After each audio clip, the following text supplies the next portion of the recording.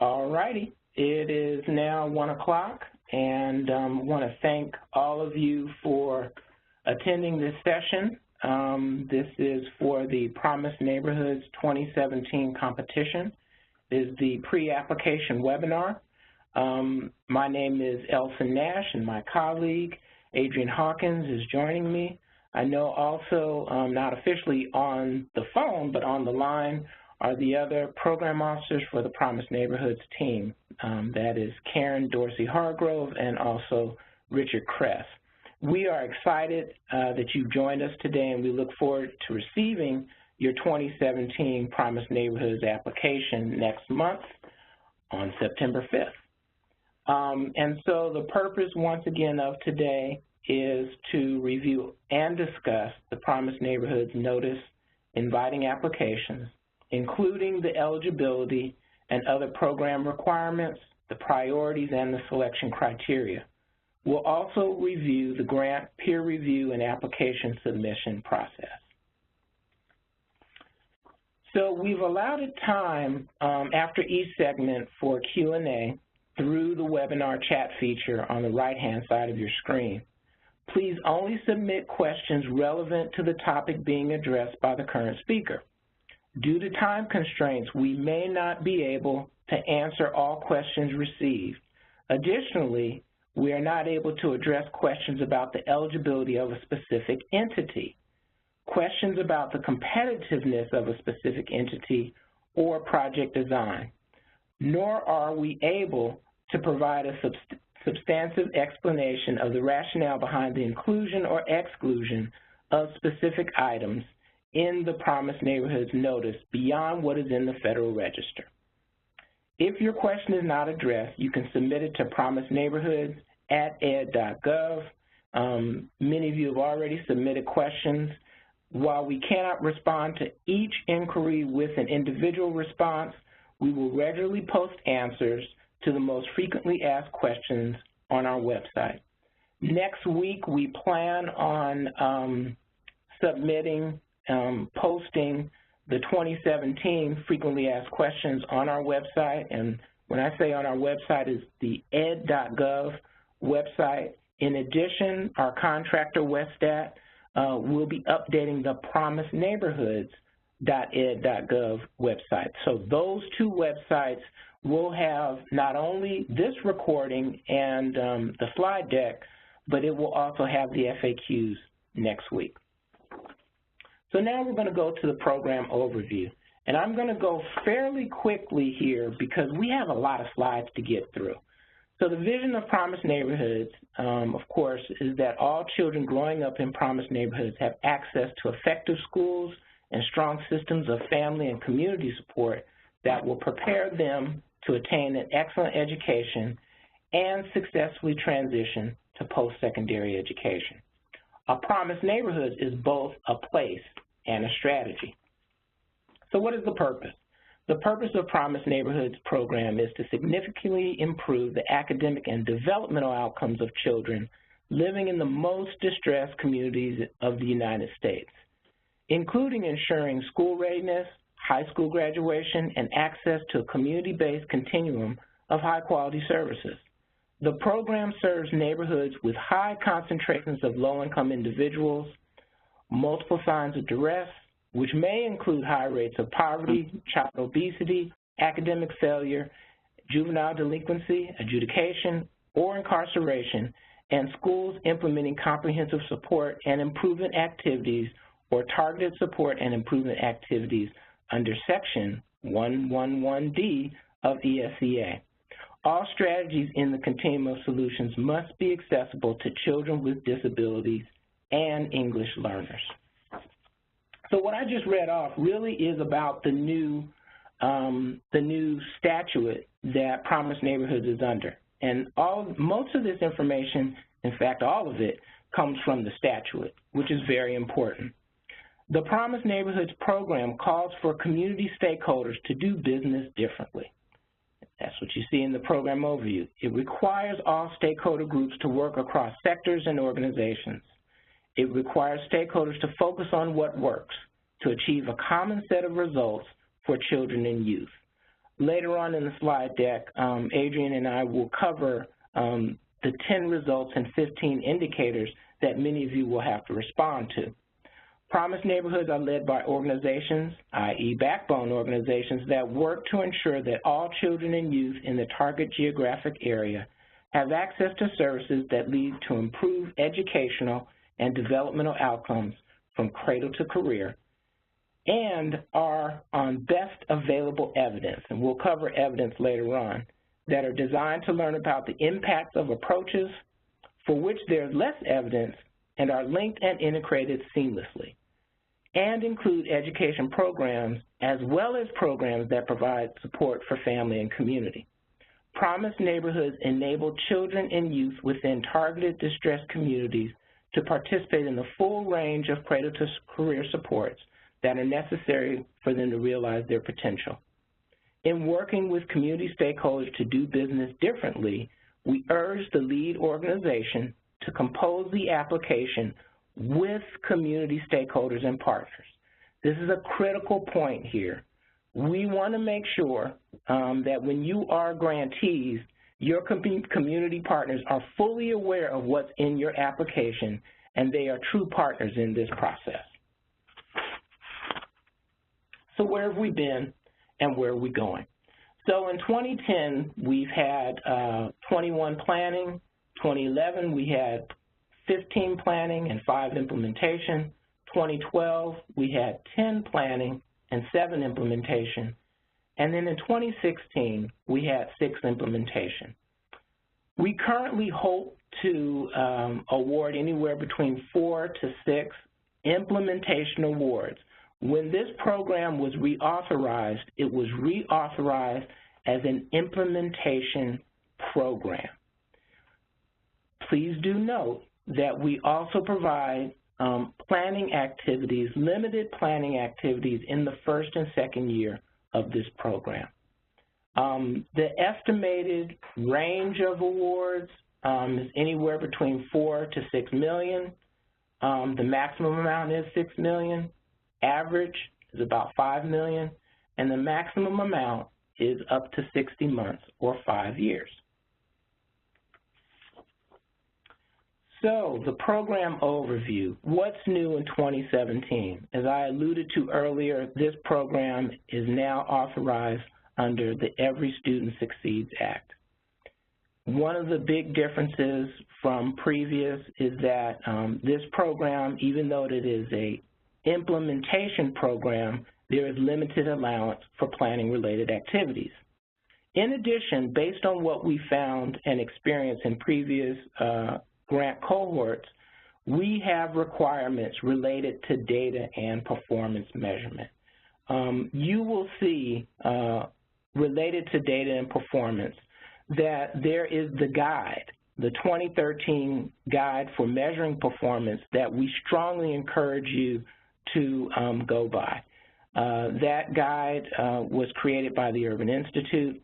It covers, of course, ways in which you're to collect the data, ways in which you can establish your case management and longitudinal data systems, along with the various data collection strategies, sources, and methods. These are now, as we talked about it earlier, these are now requirements to the program. Under the new law, most requirements mirror the old program. And what you'll see throughout this presentation, for those of you who have applied before, there are things very similar. You'll see we have about 15 requirements. Many of those requirements were similar to the things that you applied to under Absolute Priority 1. So this year there are changes to the competitive preference priorities as well as the selection criteria. In addition, we have new competitive preference priorities. 1 is the Burn Criminal Justice Innovation Program. 2 is the Drug-Free Communities Support Program. 3 is evidence-based activities, strategies, or interventions. And 4 is Promise Zones, which is similar to our last competition.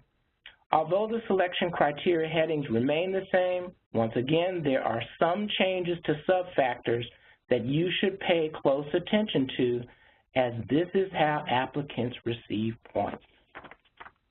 So what are those important dates? Obviously, we've been out for a few days now, since July 21st, Friday, July 21st. What's coming up is the intent to apply deadline. We've received some of those intents to apply. If you haven't looked on the website, there is a SurveyMonkey link that we really want you to click on and submit so that we can adequately track all of those intents to apply. Today is the first webinar. The second webinar is next week, August 10th. That one will cover data. The application deadline is September 5th, and we hope to make all of these awards by December 31. The other piece that, well, I won't have to cover that piece. We're going to pass this on to Adrienne so that she can cover the eligibility. Thank you, Elson. Eligibility. So many of you may be wondering if you're eligible for this opportunity. There are 4 eligibility requirements for the Promised Neighborhoods program. Under Section 4623 of ESEA, an eligible organization must first be representative of the geographic area proposed to be served. So representative of the geographic area proposed to be served means that residents of the geographic area proposed to be served have an active role in decision-making, and that at least 1/3 of the eligible entity's governing board or advisory board is made up of 1, residents who live in the geographic area proposed to be served, which may include residents who are representative of the ethnic and racial composition of the neighborhood's residents and the languages they speak. 2, residents of the county or city in which the neighborhood is located, but who live outside of the geographic area proposed to be served and who are low income, which means earning less than 80% of the area's median income as published by HUD. 3, public officials who serve the geographic area proposed to be served, although not more than 1/2 of the governing board or advisory board may be made up of public officials, or 4, some combination of individuals from the 3 aforementioned groups.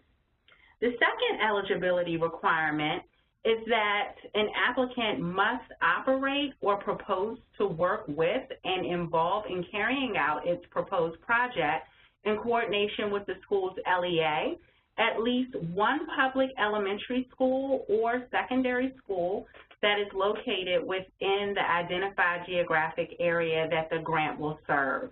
The third eligibility requirement is that an organization must be 1, an institution of higher education as defined in Section 102 of the Higher Education Act.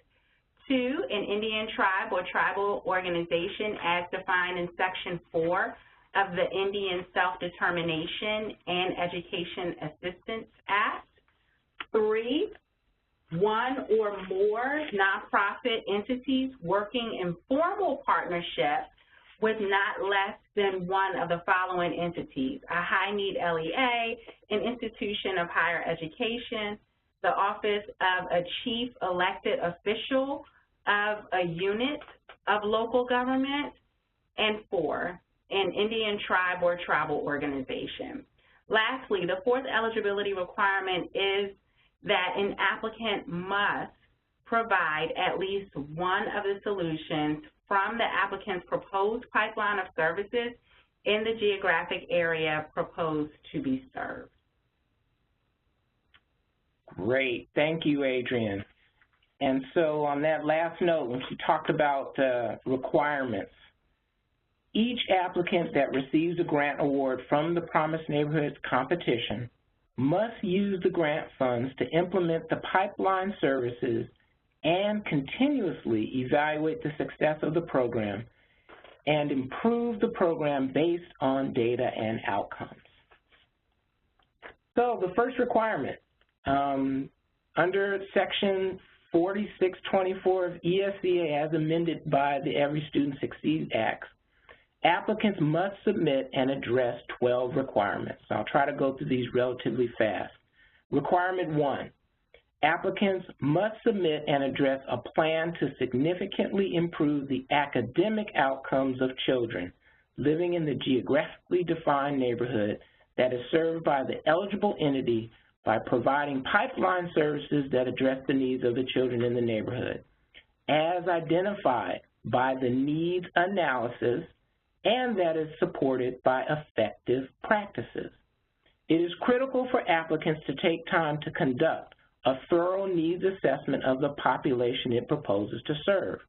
Applicants need to include their partners, once again, when determining which comprehensive services and supports will best meet the needs of children living in the Promised Neighborhoods footprint. Please be sure to include your partners when determining which services, supports, and opportunities to implement within the footprint. Requirement 2, applicants should describe their geographically defined footprint, and an applicant can propose to serve multiple non-contiguous geographically defined areas, but the applicant must explain its rationale in the application. Requirement 3. For the third requirement, an analysis of the needs and assets of the neighborhood must be conducted. The analysis should include the size and scope of the population affected, a description of the process through which the needs analysis was produced, including a description how parents, families, and community members were engaged in such analysis, an analysis of the community assets and collaborative efforts, including programs already provided from federal and non-federal sources within or accessible to the neighborhood, including, at a minimum, early learning opportunities, family and student supports, local businesses, local education agencies, and institutions of higher education. Next, the steps that the eligible entity is taking at the time of the application to address the needs identified in the needs analysis, and lastly, any barriers the eligible entity, public agencies, and other community-based organizations have faced in meeting such needs. Requirement 4. For the fourth requirement, an applicant must include a description of all information the entity used to identify the pipeline services to be provided, which shall not include information that is more than 3 years old, i.e. we need current information. This description should address how the eligible entity plans to collect data on the children served by each pipeline service and increase the percentage of children served over time. Requirement 5. For the fifth element, each applicant is required to submit a description of the process used to develop the Promised Neighborhoods application. Once again, including the involvement of family and community members. Here is where applicants can uplift how they authentically engage families and communities in the application submission process. Family and community engagement is an intricate component of the Promised Neighborhoods program, and this application should be created with the knowledge, support, and recommendation from family and community members. Requirement 6 is a description of how the pipeline services will facilitate the coordination of 5 essential activities. Isn't that a great graphic? 1, providing early learning opportunities for children, including by 1, providing opportunities for families to acquire the skills to promote early learning and child development, and 2, ensuring appropriate diagnostic assessments and referrals for children with disabilities and children aged 3 through 9 experiencing developmental delays consistent with the Individual with Disabilities Education Act where applicable. Next, supporting, enhancing, operating, or expanding rigorous, comprehensive, effective educational improvements, which may include high-quality academic programs, expanded learning time, and programs and activities to prepare students for post-secondary education admissions and success. 3, supporting partnerships between schools and other community resources with an integrated focus on academics and other social, health, and familial supports.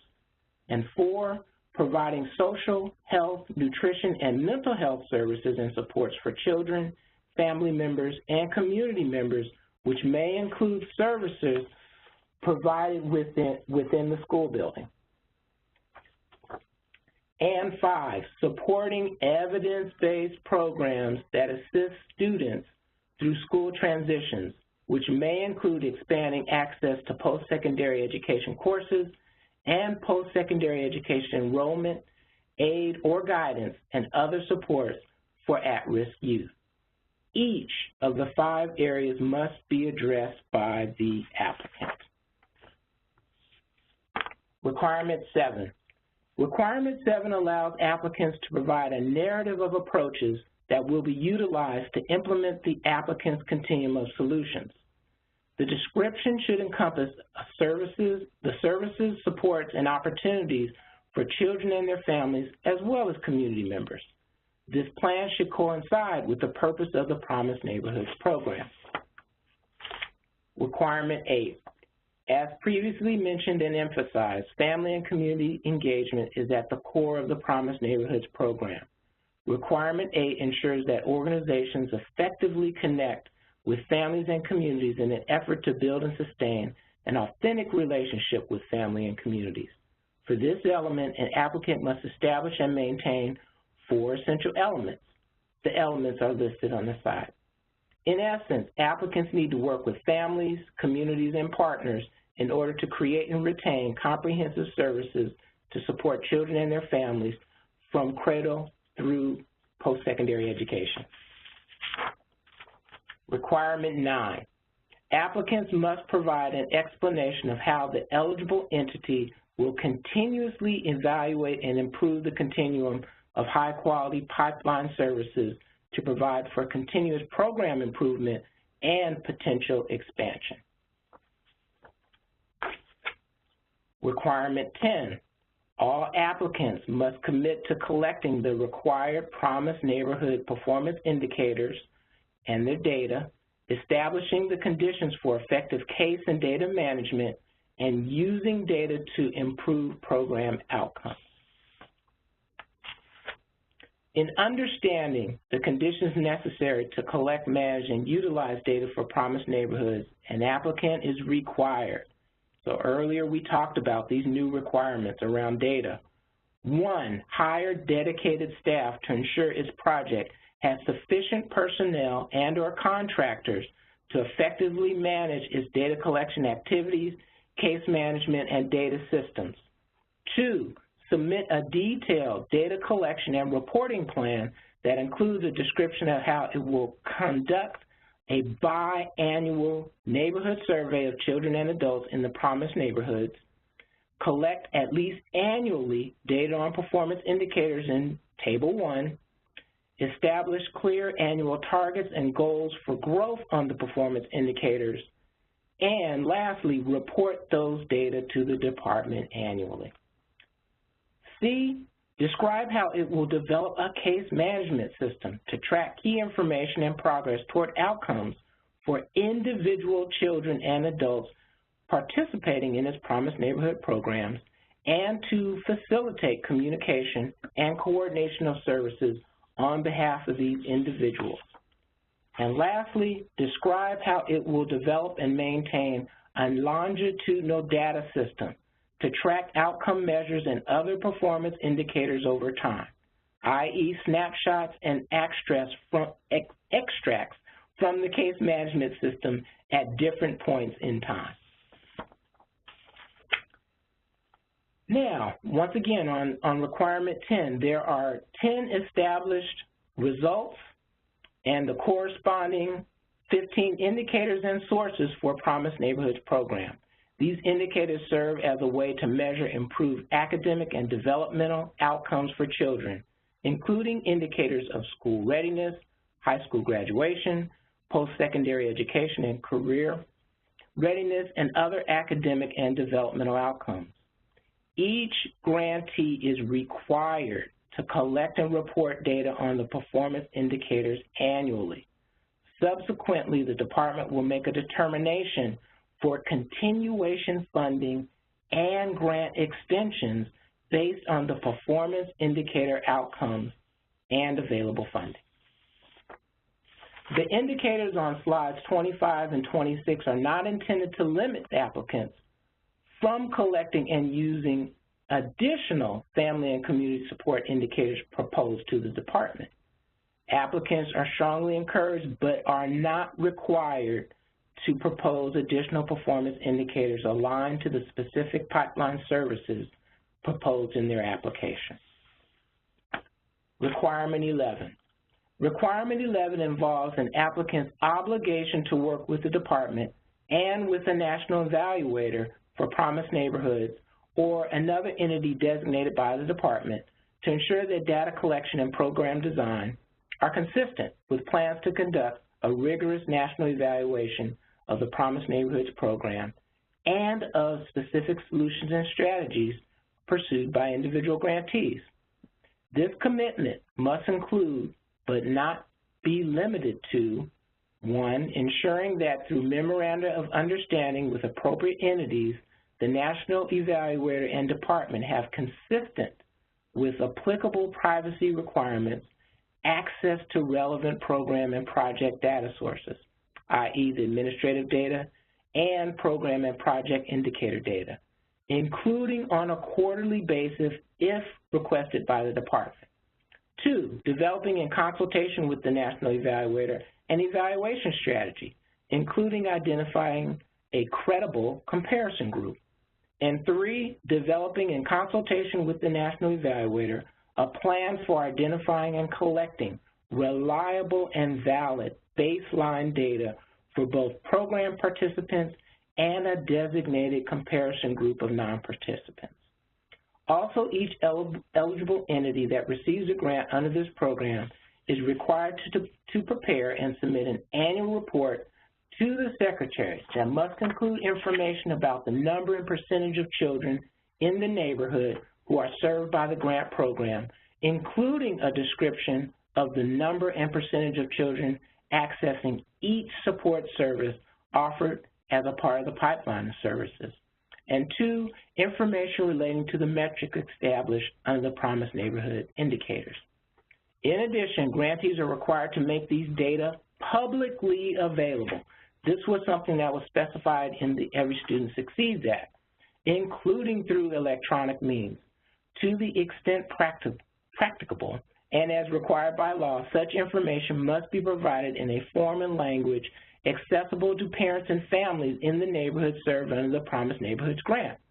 In addition, data on academic indicators pertinent to the Promise Neighborhoods program will, in most cases, already be a part of the state longitudinal data system. Requirement 12, hang in there, this is the last one.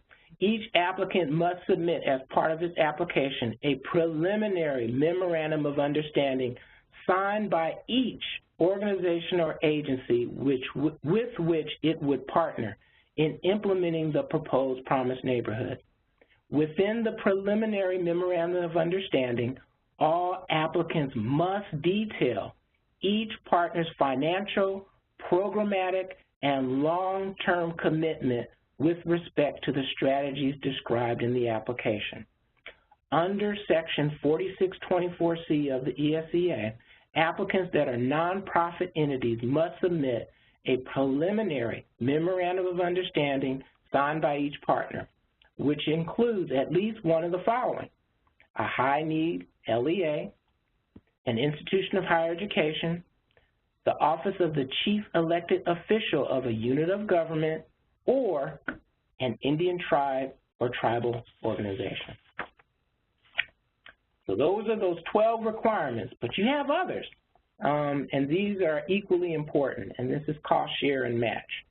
To be eligible for a grant under this competition, an applicant must demonstrate a commitment from one or more entities in the public or private sector, which may include federal, state, and local public agencies, philanthropic organizations, private businesses, or individuals to provide matching funds.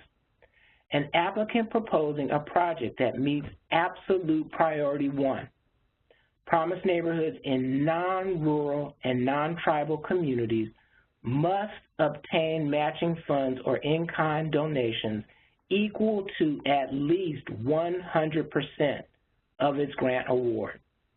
An applicant proposing a project that meets absolute priority 2, Promise neighborhoods in rural communities, or absolute priority 3, Promise neighborhoods in tribal communities, must obtain matching funds or in-kind donations equal to at least 50% of its grant award.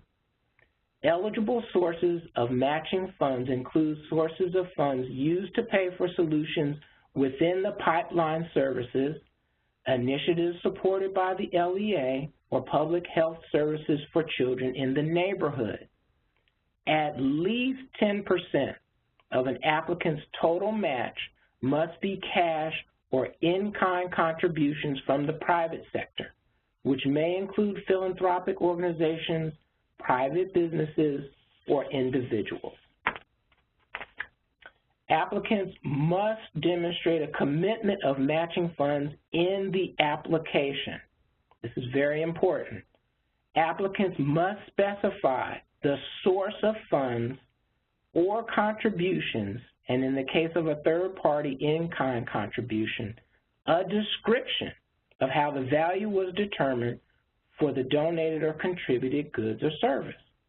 Applicants must demonstrate the match commitment by including letters in their application explaining the type and quantity of the match commitment with original signatures from the executives of organizations or agencies providing the match. The Secretary may consider decreasing the match requirement in most exceptional circumstances on a case-by-case basis.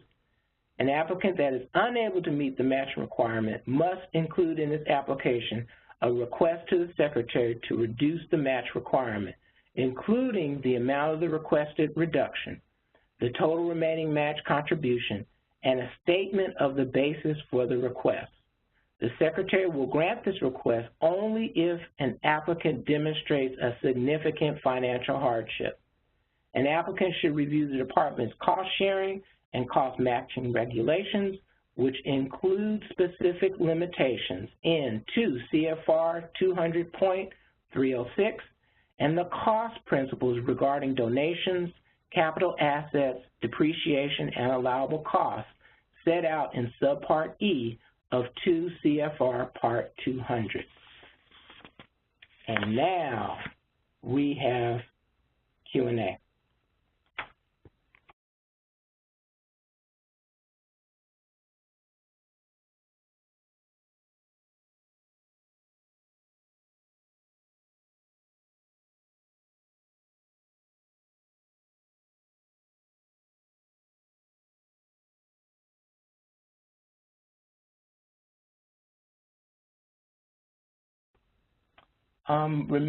We want you all to remember to, if you can post,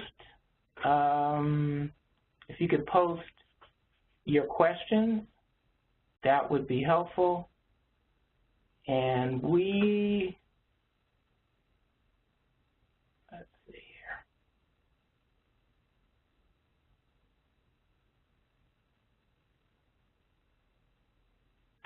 We may have just gotten off track here for a minute.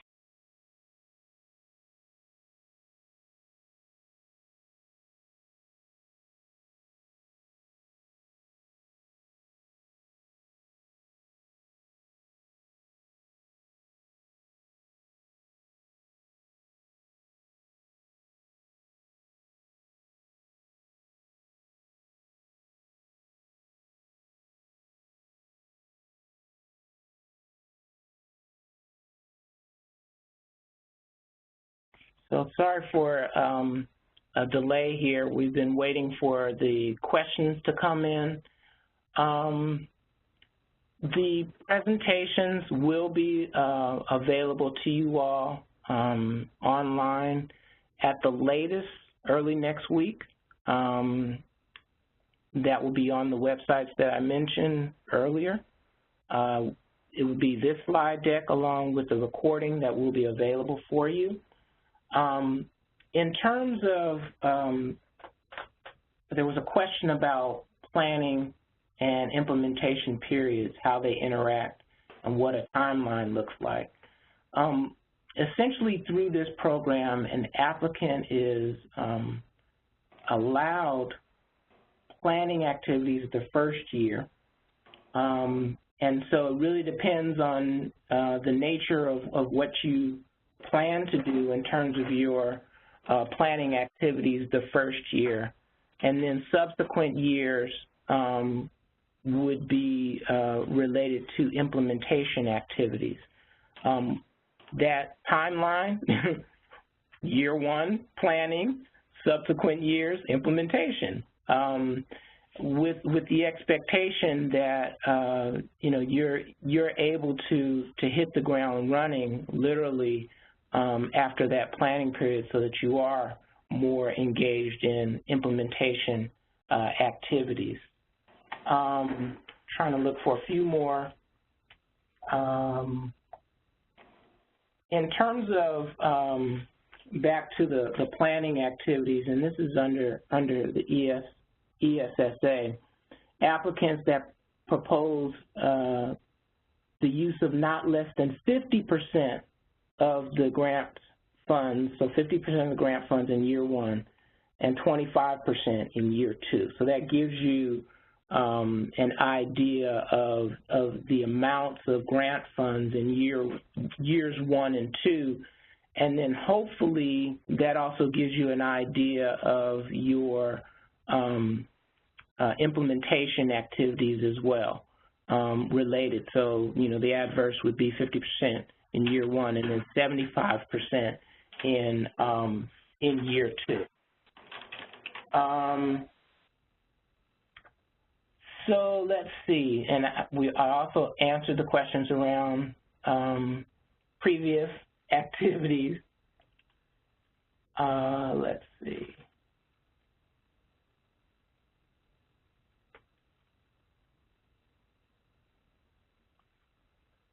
Yep. Additional points. We know that folks have an interest in the additional points. We will cover the competitive preference priorities later on in this presentation. So that we don't lose time, we're actually going to move on. What we attempted to do was to cover categories of questions that seem to repeat in the chat box. And I just want to, this is Adrienne again, I do want to emphasize about the planning initiative to the implementation grant. I just want to clarify, because I can see that someone asked, this is far more money. This is far more than the previous planning grant amount of $500,000. So essentially, with the new statute, the department has folded the planning grant into the implementation grant. And so the idea is that you would do both, but it all primarily falls under implementation. And so we will no longer have two separate Promised Neighborhoods opportunities, one for planning and one for implementation. It's all implementation, but you do have a planning period that has been folded into your implementation grant. Yep. So I hope that provides some clarity. Now we're going to focus on the priorities for the Promised Neighborhoods program. This year's competition has 3 absolute priorities and 4 competitive preference priorities. Each priority will be discussed in this section. Non-rural and non-tribal communities should apply for the Promised Neighborhoods competition under Absolute Priority 1. Rural communities should apply for the Promised Neighborhoods program under Absolute Priority 2. A rural community means that a neighborhood that, one, is served by an LEA that is currently eligible under the Small Rural School Achievement Program or the Rural and Low-Income School Program authorized under Title VI, Part D of the ESEA. Applicants may determine whether a particular LEA is eligible for these programs by referring to information on the department's website. And we have several websites on the department's website, or several pages that are on the department's website that can assist in this effort. Websites are posted on this slide as well as in the NIA. A rural community can also include only schools designated with a school locale code of 41, 42, or 43. The website to determine the school locale code is on this slide as well as in the NIA. Under the new law, the department will use at least 15% of the funds available for the Promised Neighborhoods program to award grants to eligible entities as defined in the notice that propose to carry out the Promised Neighborhoods activities in rural areas. The department will reduce the funds served for rural areas if we do not receive enough applicants or applications of sufficient quality. Indian tribal communities, if your phone is not muted, can you please mute your phone? We're hearing some noises in the background. Thank you. Indian tribal communities should apply for the Promised Neighborhoods communities under Absolute Priority 3. Indian tribe means an Indian tribe or tribal organization as defined in Section 4 of the Indian Self-Determination and Education Assistance Act. As previously mentioned, there are 4 competitive preference priorities for this competition. Competitive preference priority 1 and 2 are worth 3 points each, while competitive preference priorities 3 and 4 are worth 1 point each. Applicants are able to apply to all 4 competitive preference priorities, and this information must be conveyed in the project narrative section of the application. The department will not award points under any competitive preference priority for an application that fails to clearly identify the competitive preference priority points it wished the department to consider.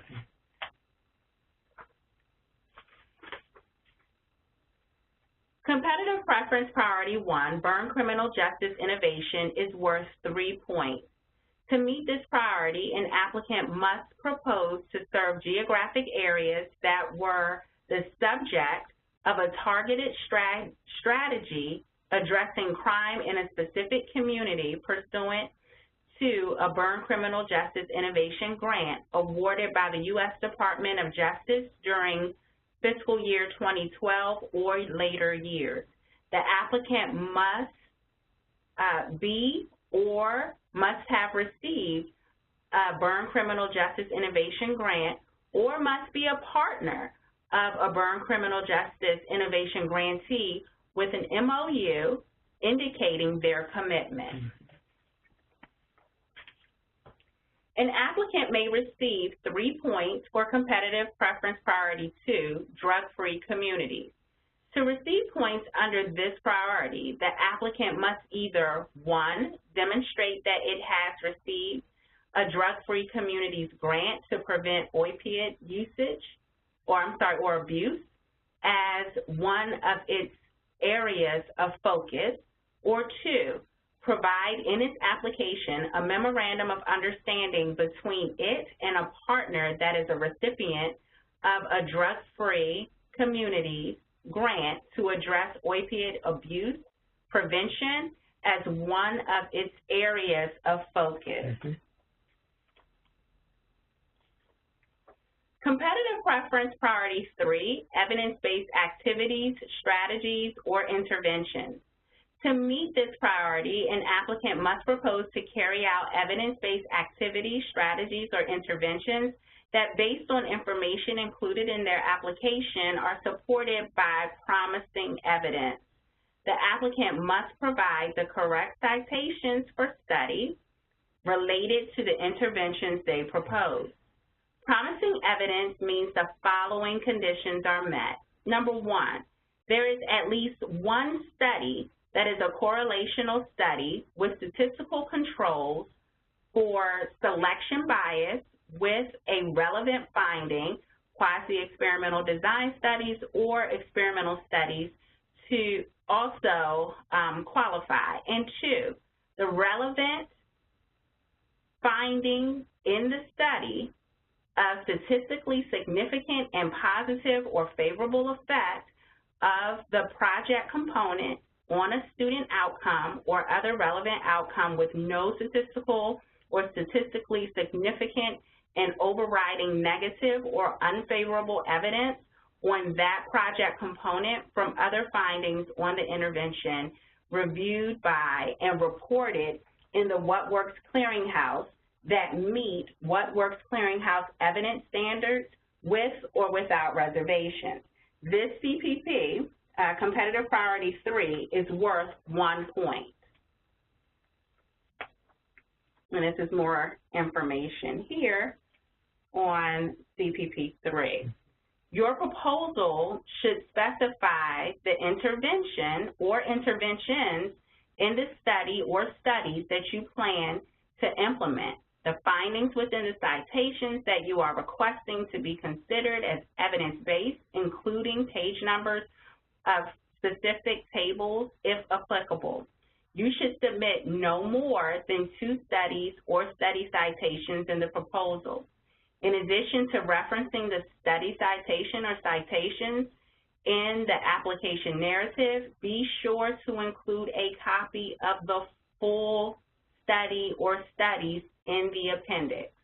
Instructions for submitting evidence can be found, in the package. In this package. Application package. In the application package. Lastly, Competitive Preference Priority 4, Promise Zones. The Promise Zones Competitive Preference Priority is worth 1 point. This priority is for projects designed to serve and coordinate with a federally designated Promise Zone.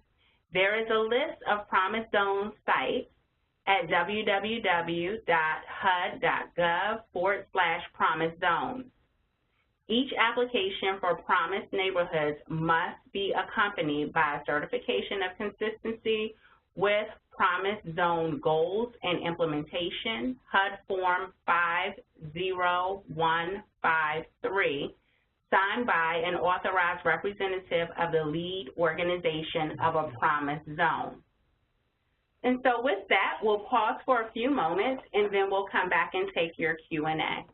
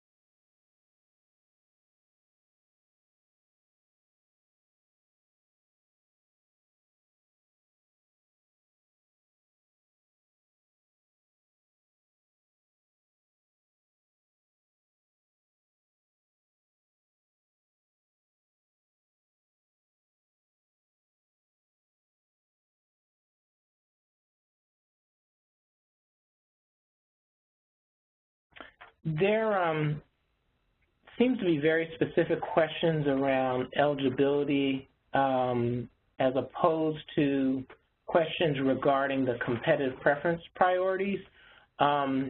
We'll try to address those specific eligibility questions in groups, or you can once again email us at promiseneighborhoods@ed.gov for those individual questions. We just didn't want to take time on that. Were there, if you have any questions about the competitive preference priorities, we're going to give you one more minute to submit those, and then we're going to move on.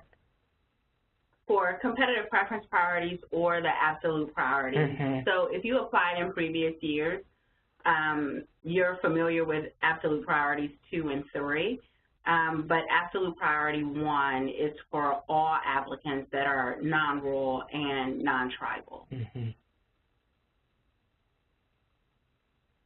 There seems to be a question about the notice of intent.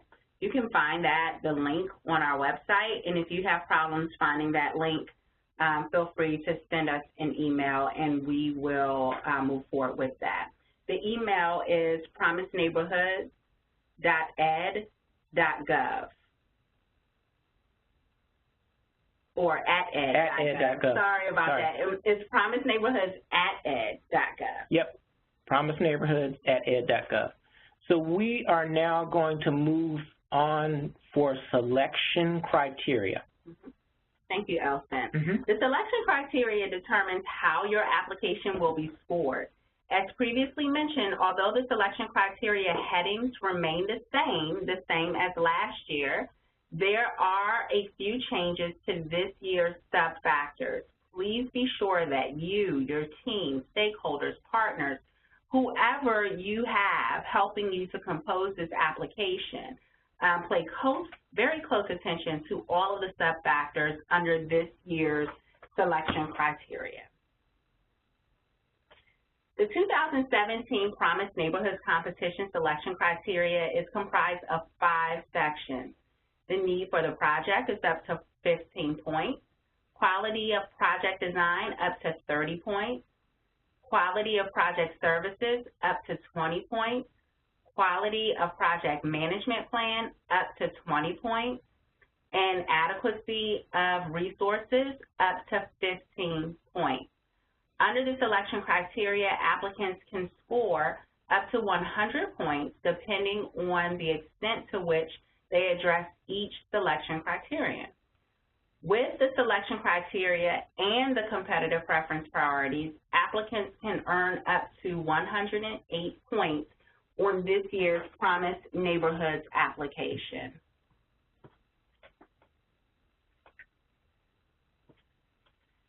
The first selection criteria is found on the applicant's, it's focused on the applicant's need for the project. The need for the project, again, is worth 15 points. The Secretary considers the need for the proposed project. In determining the need for the project, the Secretary considers, 1, the magnitude or severity of the problems to be addressed by the proposed project as described by indicators of need and other relevant indicators identified in part by the needs assessment and segmentation analysis.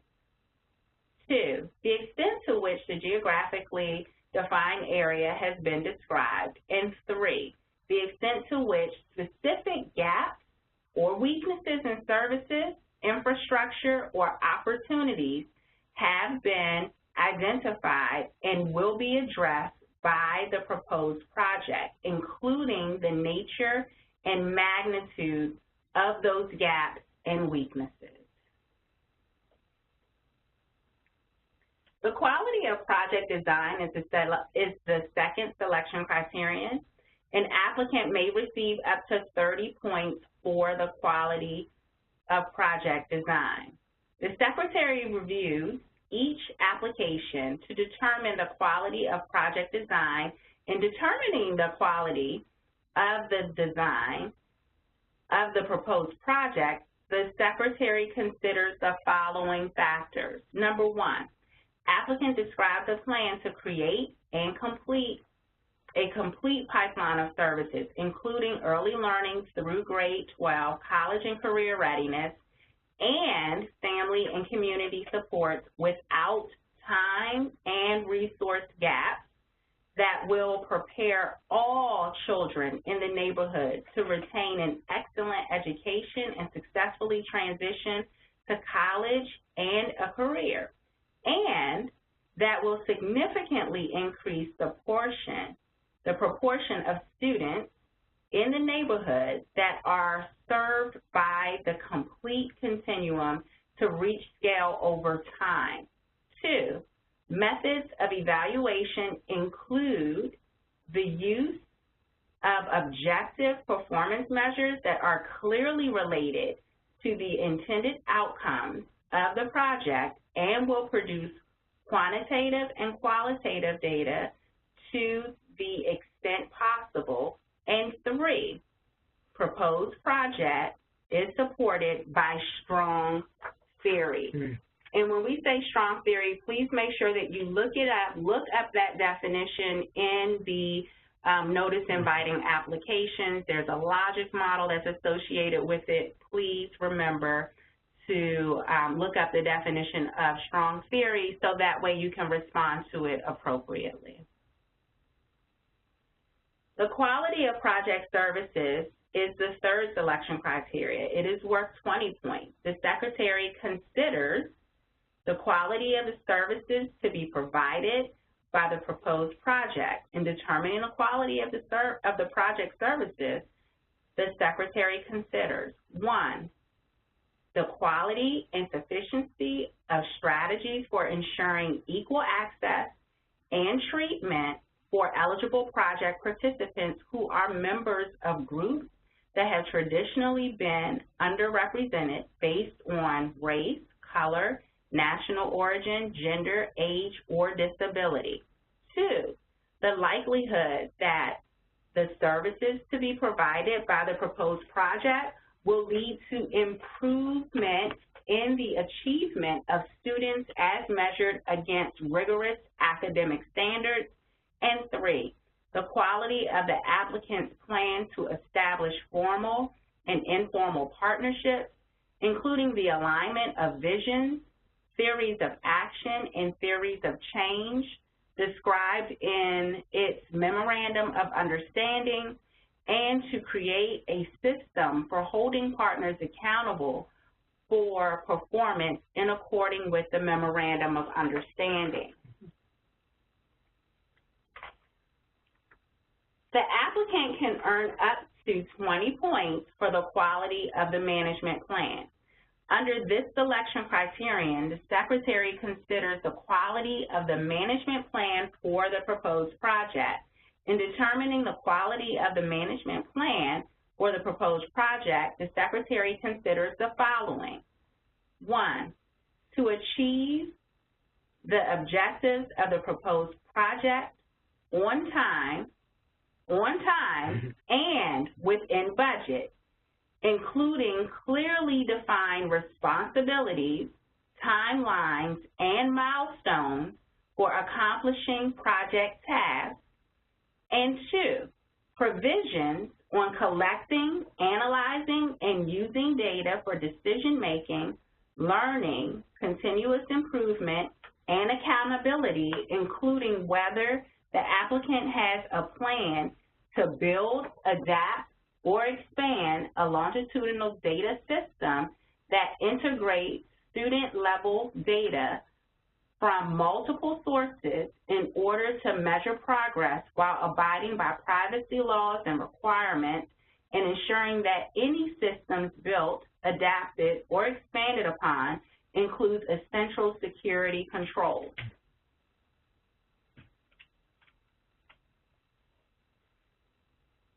Adequacy of resources is the last selection criterion. It is worth up to 15 points.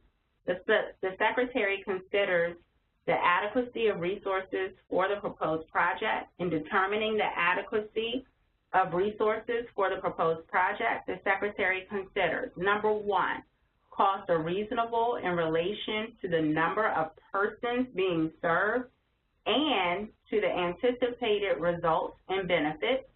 2, applicant demonstrates that it has the resources to operate the project beyond the length of the grant, including a multi-year financial and operating model and accompanying plan.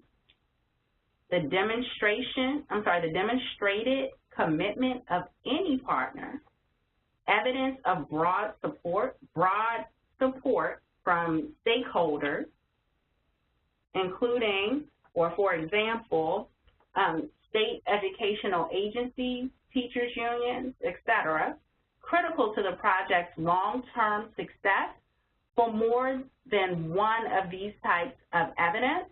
And 3, applicant identifies existing neighborhood assets and programs supported by federal, state, local, and private funds that will be used to implement the pipeline of services. And so with that, we have reached our Q&A. We will pause for a moment and allow you to input your questions, and then we will return.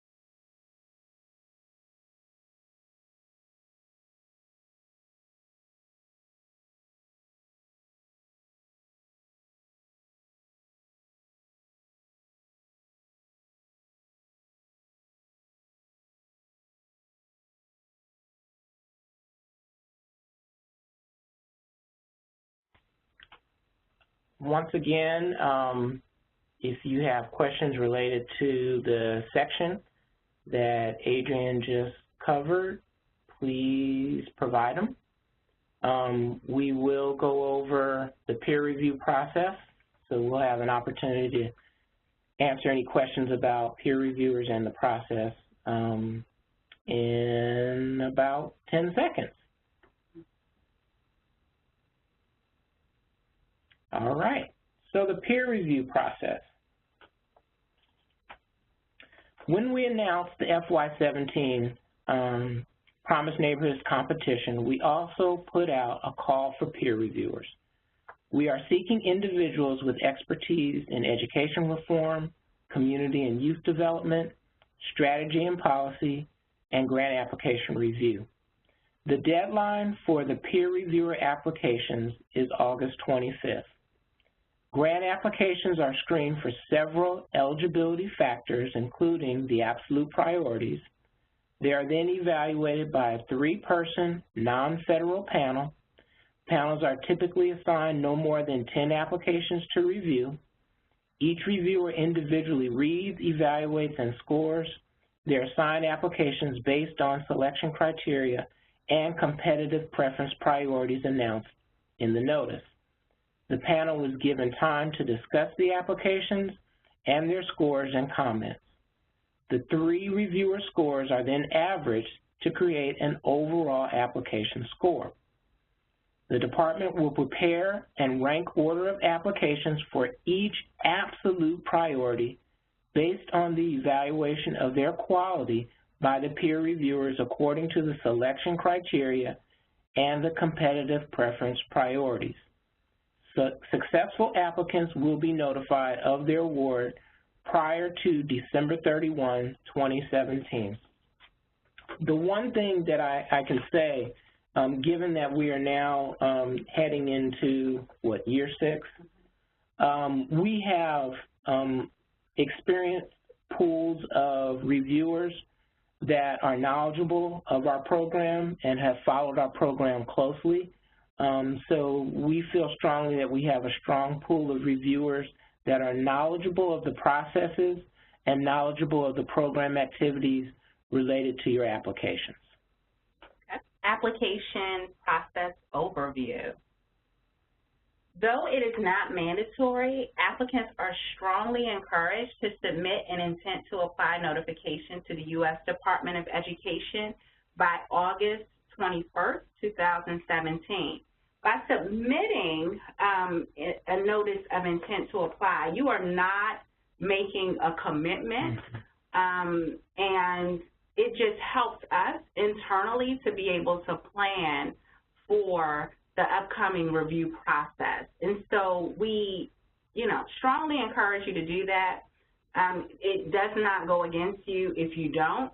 And if you decide not to apply but you submitted a notice of intent, we don't hold that against you for any future competitions here for the Promised Neighborhoods program or for any competition within the department. We just strongly encourage you to apply if you think your organization or strongly encourage you to submit a notice of intent to apply if your organization is going to apply for a Promised Neighborhoods program. I mean, it helps us immensely here at the department to be able to plan.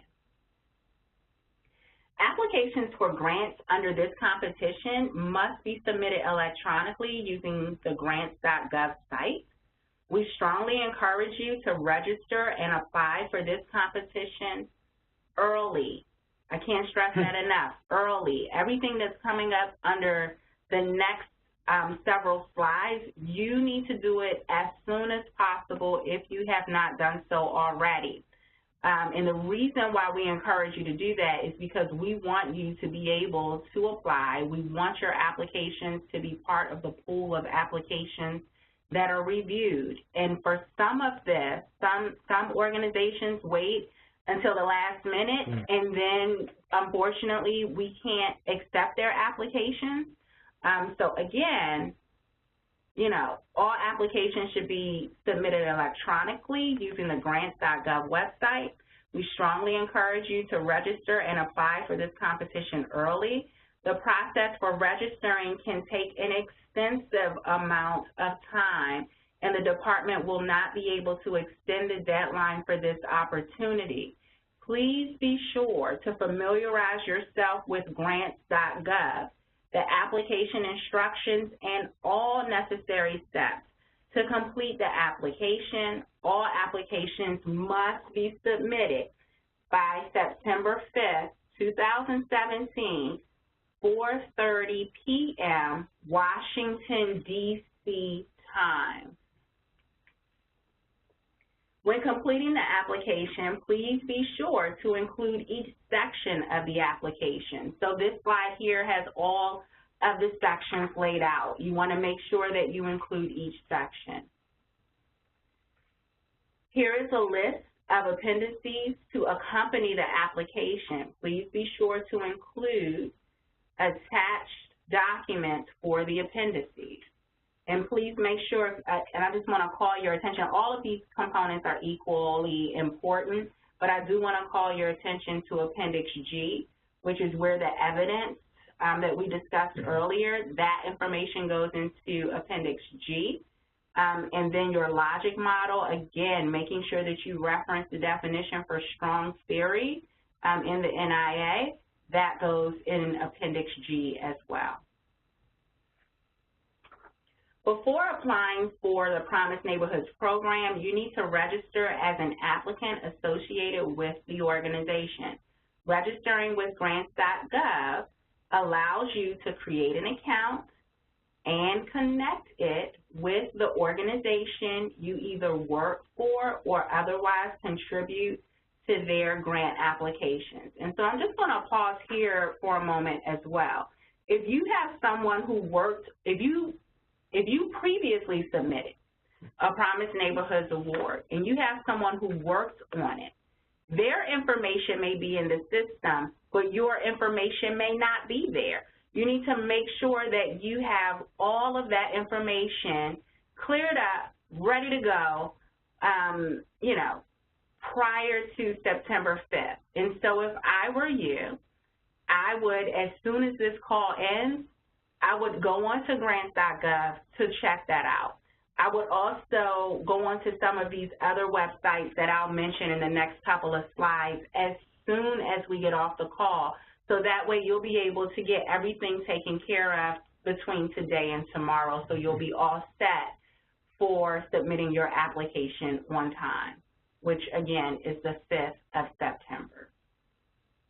An organization is an entity that submits grant applications on behalf of the group, such as a state government, nonprofit organization, or private business. Registering as an organization allows an applicant to submit a request to your organization's eBiz POC or grants.gov roles.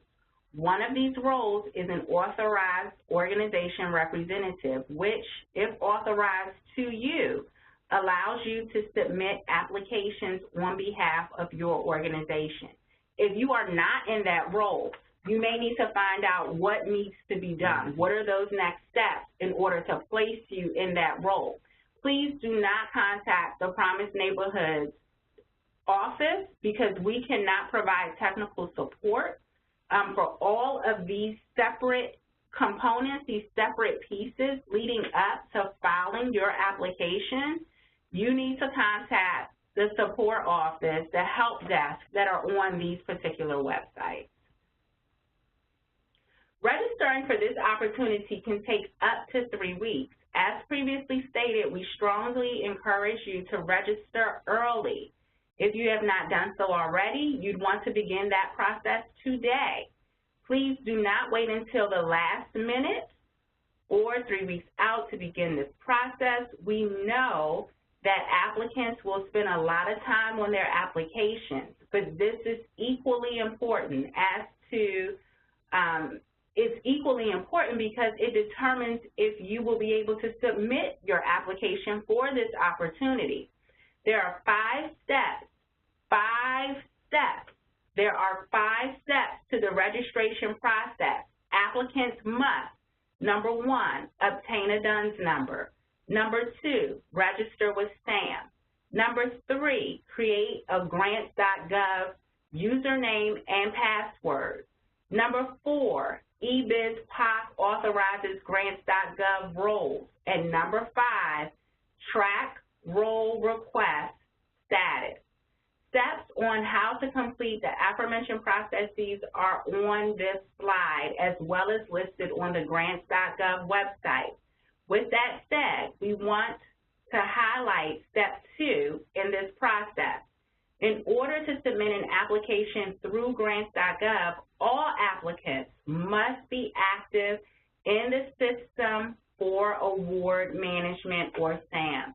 The SAM registration process can take approximately 7 business days, but may take upwards of several weeks, depending on the completeness and accuracy of the data entered into the SAM database by an entity.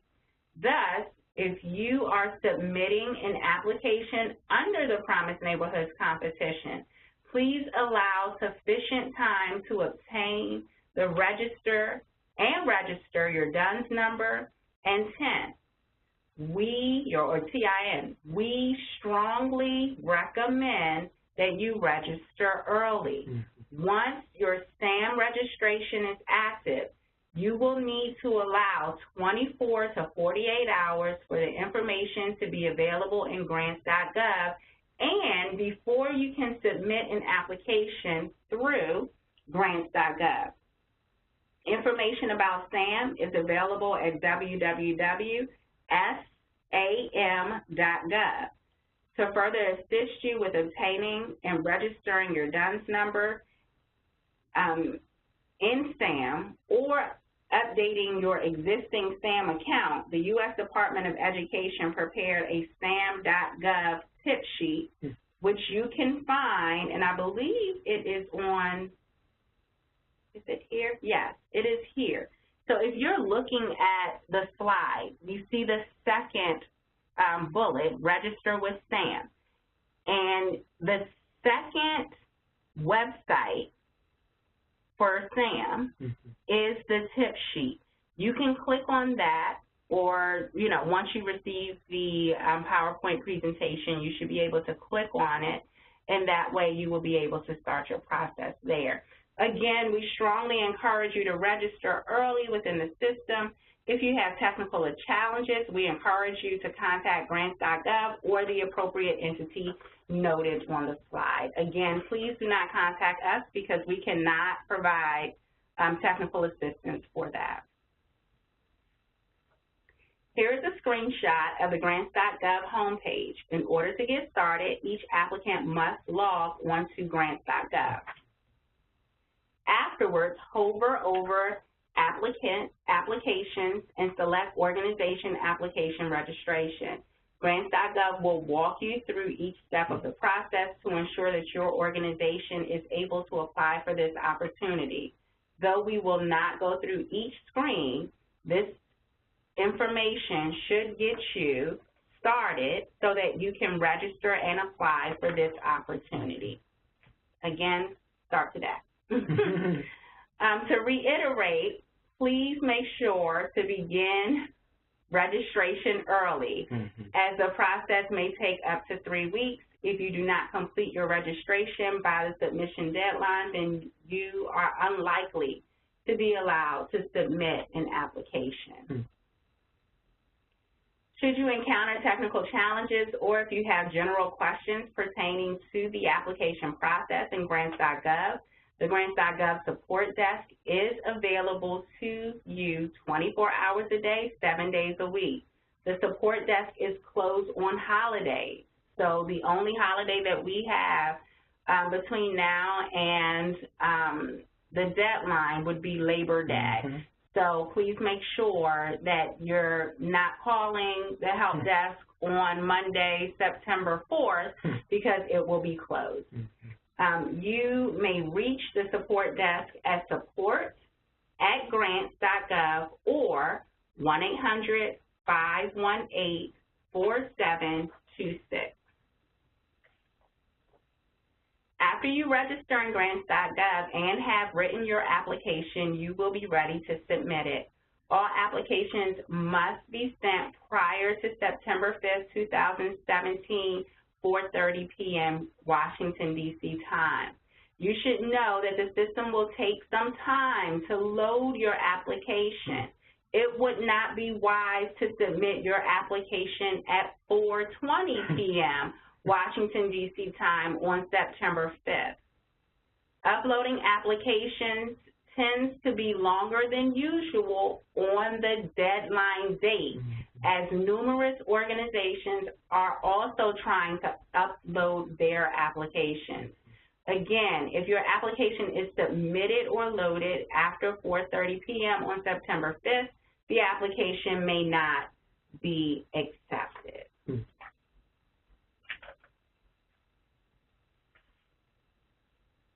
This slide indicates important resources that you may need to complete your application. Please review the Promise Neighborhoods website. Read the full notice inviting applications, including requirements, definitions, and selection criteria prior to writing your application. It is also important to review the application package, abstract narrative form, application checklist, applicant eligibility checklist, and frequently asked questions prior to completing and submitting your application. And as Elson has already mentioned, the frequently asked questions will be uploaded to our website as late as early next week. I also just want to reemphasize that you should be consulting and talking with your stakeholders and your partners, the LEA, residents, everyone who's needed to compose the application. You all should be talking and creating this together. Please do not wait until, you submitted the application, you have the award, and now you want to talk with your partners. It doesn't work well that way. So please make sure that you are talking with them and creating this together. You have to think about this work differently. And so with that, we'll pause for a few seconds, and then we'll take Q&A.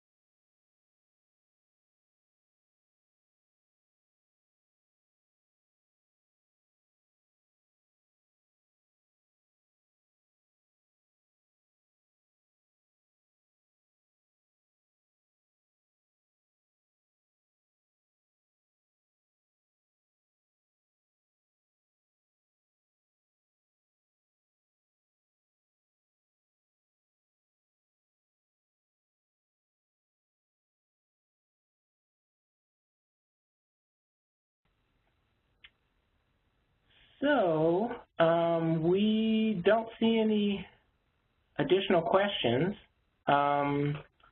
So with that, we want to thank you all again. We know it was a lot of information. We will be posting this recording along with the slides on our website, plural, the latest early next week. And we want you to realize at the Promise Neighborhoods, all one word, at ed.gov, mailbox will also take your questions, but we urge you to, next week when the FAQ is up, to look at the FAQs. They're fairly thorough, and we think that that will answer your questions as well. With that, we hope you take a moment and just kind of think about all the information. For those of you who have applied before, very similar, but once again, the program has been updated related to the Every Student Succeeds Act. Next week on the 10th, we will cover the data requirements. Our contractor, Westat, will cover that information. And we urge you, just as many of you, and there were many of you, who registered for this webinar, please register for next week's webinar as well. So with that, I want to thank Adrienne for her great job, and I want to thank you all for providing some great questions, and we look forward to hearing from you in the not-too-distant future. Take care.